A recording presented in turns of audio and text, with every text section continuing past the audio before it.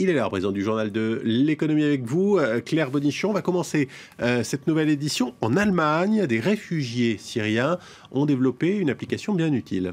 Oui, ils sont 6 à avoir mis au point une application mobile qui permet de mieux comprendre la bureaucratie allemande. Alors fini les files d'attente interminables et la paperasse hermétique, Bureaucrazy fournira dès janvier prochain toutes les explications sur les procédures à entreprendre pour trouver un logement ou encore ouvrir un compte bancaire. Cécile Galluccio.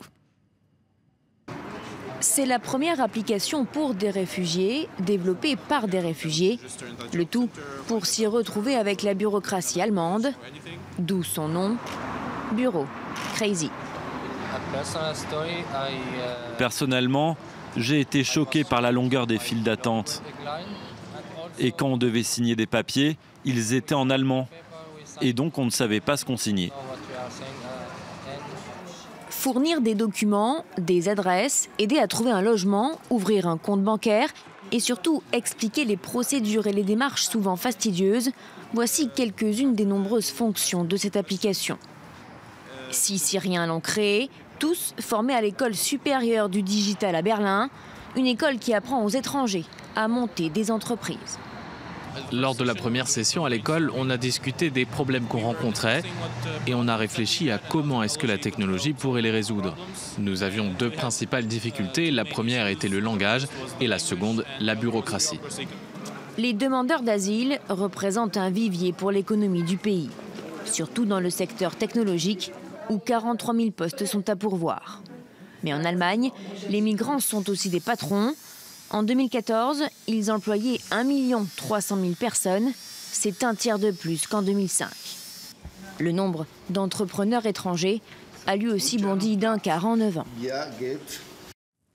On fait un point sur les marchés. Claire, quelle est la tendance à l'ouverture en Europe ? Eh bien, les marchés financiers européens ont ouvert à l'équilibre. Ce 15 août n'est pas férié en bourse. Vous le voyez, Paris en très très légère baisse. Londres qui perd 0,10%. Le DAX à Francfort à l'équilibre. Et quelques statistiques vont animer cette séance. Elles sont essentiellement américaines. À noter que du côté des valeurs à Paris, l'OL Group prend plus de 13% ce matin. Un rebond alors que l'Olympique lyonnais a annoncé vendredi la signature d'un protocole d'accord sur l'entrée à son capital d'un fonds chinois à hauteur de 20% et pour un montant total de 100 millions d'euros, une somme qui servira à refinancer la dette du club de football. Et puis en Asie, eh bien, dans la continuité de la semaine dernière, Hong Kong et Shanghai terminent en hausse. Les bourses chinoises qui ont été soutenues par les cours du pétrole. Shanghai d'ailleurs a clôturé sur un plus haut de 7 mois. Quant à la bourse de Tokyo, vous le voyez, eh bien, elle a clôturé en léger repli de 0,30% à cause du PIB décevant au deuxième trimestre. Alors parlons-en justement de ces statistiques publiées ce lundi par le gouvernement japonais. La croissance nippone a donc fortement ralenti au deuxième trimestre. Oui, entre avril et juin, le produit intérieur brut du pays a progressé de 0,2%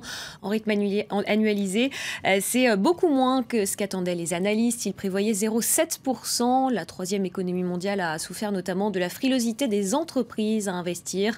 Dans un contexte de ralentissement de la croissance mondiale, ces faibles chiffres illustrent les difficultés rencontrées par le gouvernement de Shinzo Abe pour mettre fin à 2 décennies de déflation. Le gouvernement qui a approuvé au début du mois d'août un programme budgétaire d'un montant de 118 milliards d'euros destiné à relancer l'économie. Et on termine ce journal, Claire, en France, où les vignerons vont connaître une année difficile. Oui, on vous parlait il y a quelques jours des difficultés des céréaliers à cause de la météo pluvieuse du printemps. Et bien, en raison de ces intempéries, les vignerons, eux aussi, accusent le coup. Selon une estimation du ministère de l'Agriculture, les productions viticoles sont en baisse de 8% cette année par rapport à 2015. Le reportage de nos confrères de France 2. Les vendanges se profilent dans quelques semaines et certains viticulteurs savent déjà qu'elles ne seront pas bonnes. Il y a des pieds où il n'y a aucun raisin. Comme beaucoup dans le Chablis, Marie-Ange Robin a subi un orage dévastateur au printemps dernier.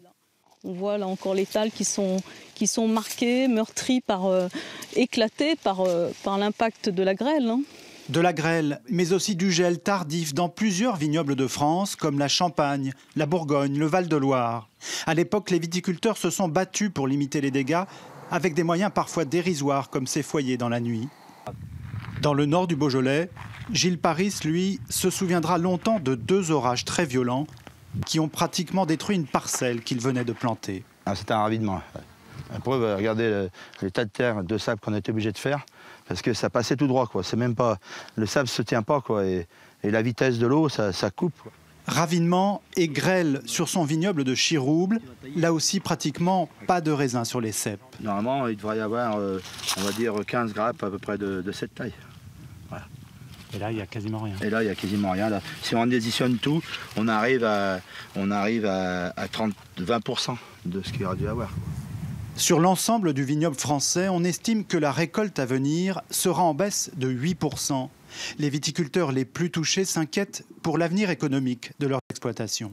C'est un manque à gagner, on perd des clients, on peut perdre des clients aussi. Donc c'est forcément un retrait commercial. Hein. Il faudra attendre la fin des vendanges pour connaître l'ampleur exacte de la baisse de rendement. Conséquence en tout cas prévisible, une probable augmentation des prix. Voilà, moins en quantité, mais on peut toujours croiser les doigts pour la qualité. Merci Claire Bonichon, merci pour ce journal de l'Écho.